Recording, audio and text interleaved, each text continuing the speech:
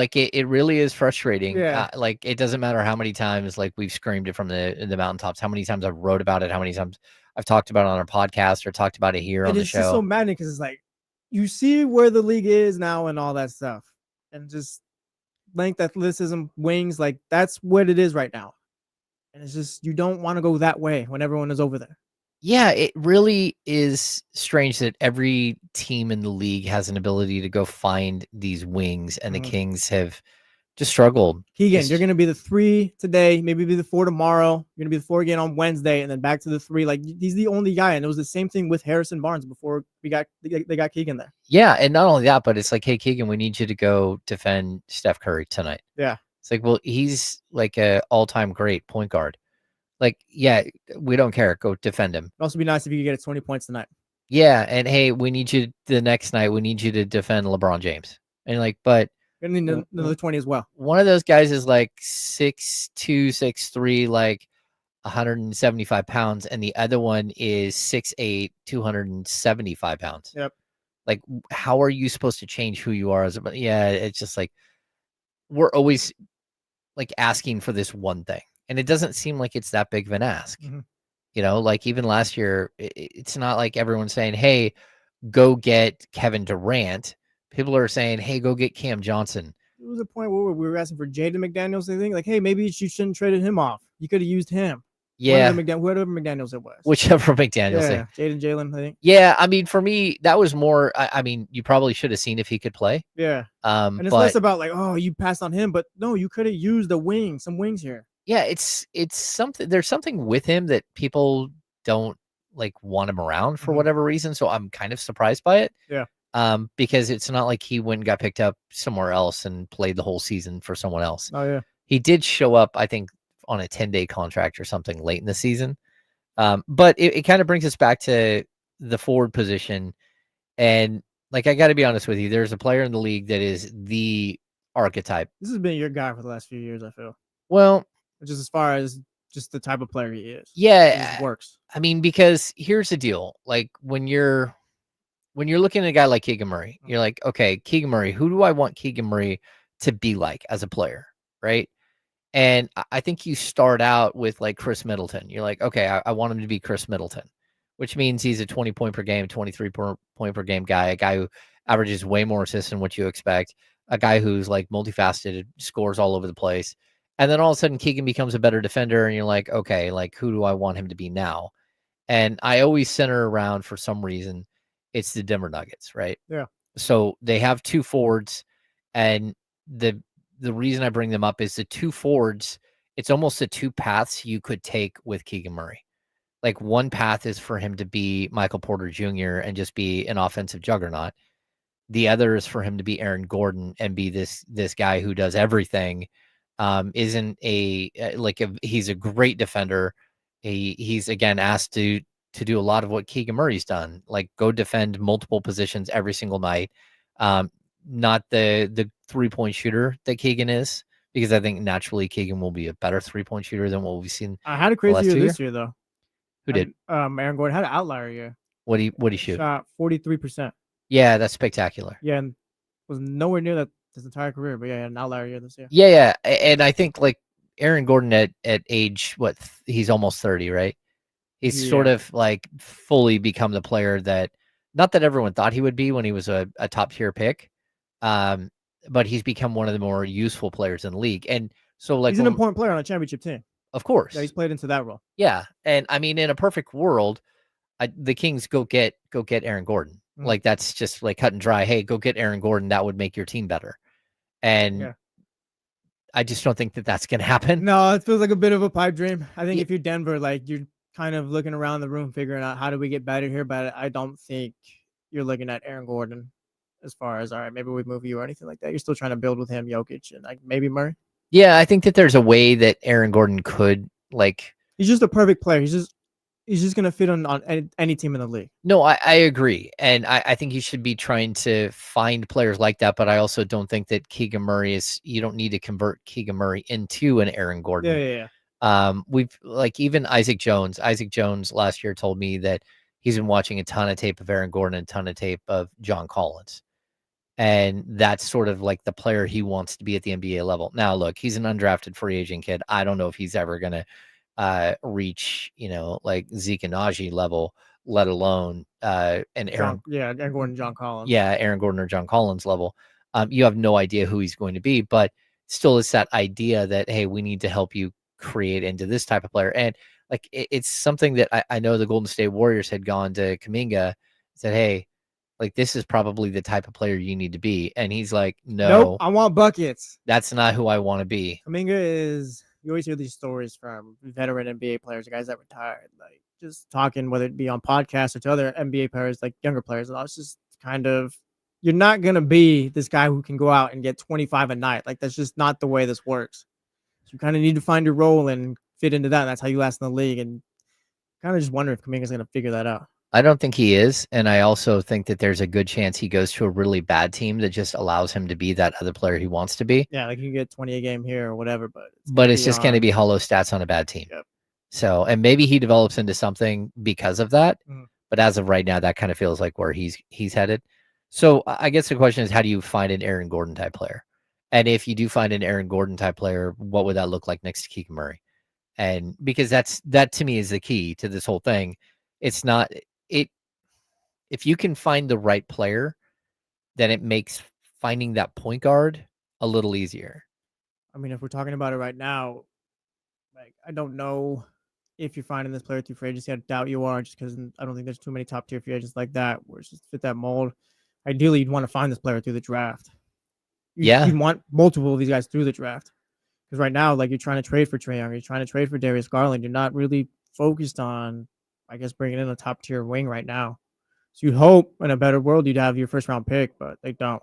So I'm not sure exactly what path you take to get that player right now, unless you're trading more guys on the roster. Yeah, or if you're trading more picks, if you're trading a bunch of future picks, I think that's kind of where the Kings have got themselves into this really difficult situation where you don't just need one starter, you need two. Yep. And realistically, there's a lot of work to be done here. It's not just they got Trey Young or they got Darius Garland or insert point guard. It's like, all right, you got them, now keep going to work. Well, that and what did it cost you to get that player? Yep. And like, how deep did you have to cut to get that player? And that's going to be the problem. Like, we don't know. Does it cost you a Malik Monk? Does it cost you a Keegan Murray to go get one of these players? And then how do you backfill the position that you just gutted?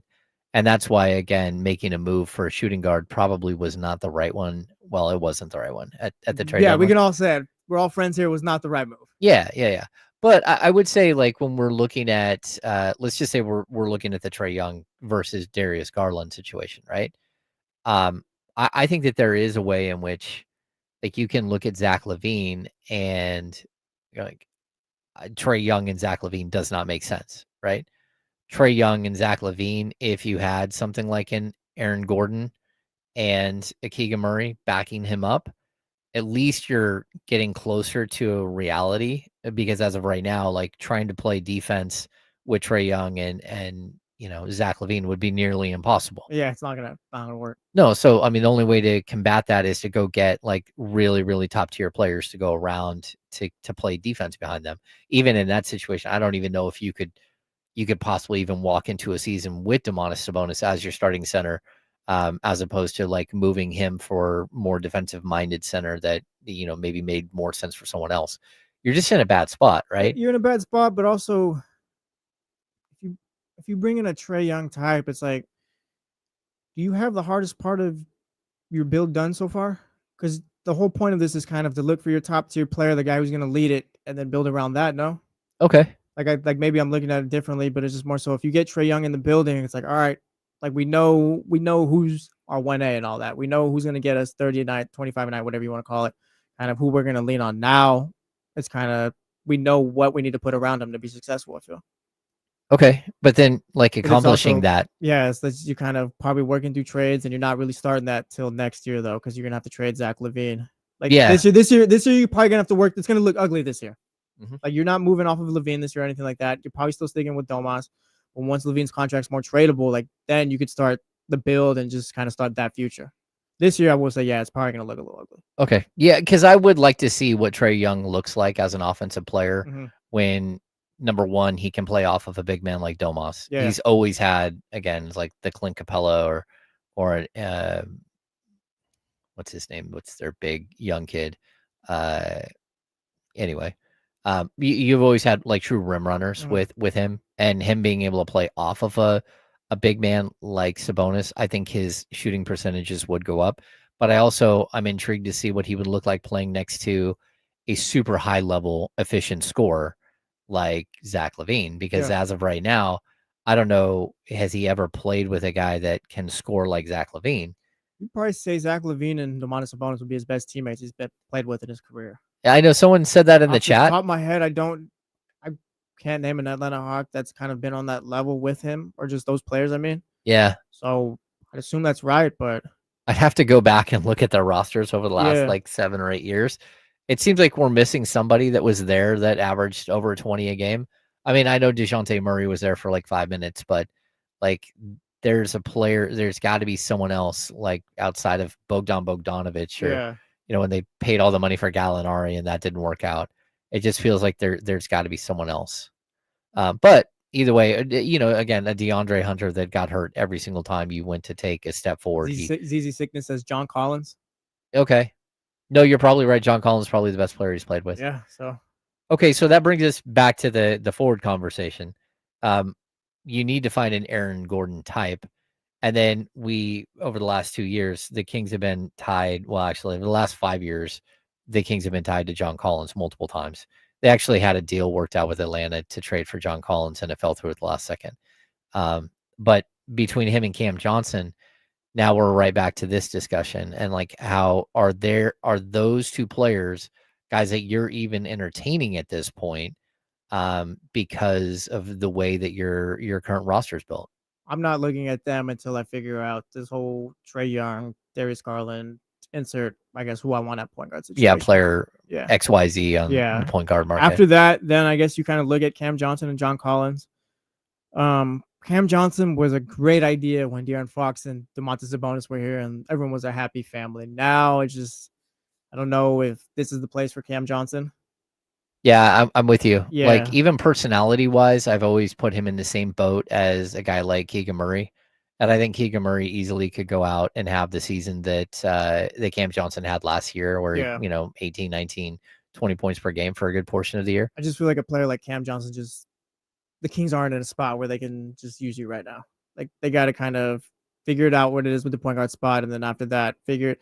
Like, because also, like, my question is, like, are we doing this all in one off season? As far as you're getting Trey Young, you're building this winter like now, or are you getting Trey Young and you're kind of working with some smaller deals after that, and then you have a bigger piece in Zach Lavine that you can move next year? It's like, all right, now let's get our wing and like really get into this where we start this future. I think in a perfect world, you're making 2 substantial moves this summer. Okay. I don't know if you can move Zach Lavine, but if I'm Scott Perry, that's on my list. I think you can move DeMar DeRozan relatively easy this summer. But I also think that there's this weird thing that you're fighting where you're trying to be competitive. You're trying to give Doug Christie an opportunity to be a head coach and not just get washed out, like in the first 6 months because you built an incomplete roster.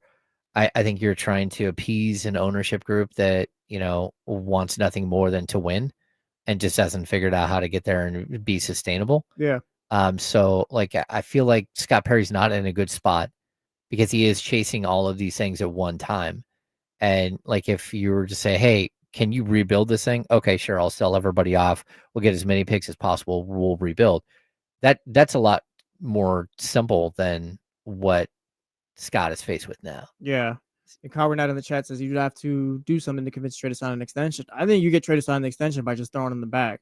Yeah. I don't think Trey Young is going to I don't think he's going to be entering free agency or anything like that. No. If Trey Young were to get traded to Sacramento, he'd sign a $240-something million extension in July. Yeah, and I love the I love the idea of bringing in a wing and all that, but it's just you're gonna have to do that through trade, and it's just, are you giving up a couple of first round picks for that deal? Are you giving up someone like Sabonis? Like, just how does that work out? Yeah. It's tough. They're in a really odd situation where you're trying to rebuild multiple positions on the fly. And you also have a very, very unbalanced roster. And like, how do you get better? It's going to be a challenge. All right.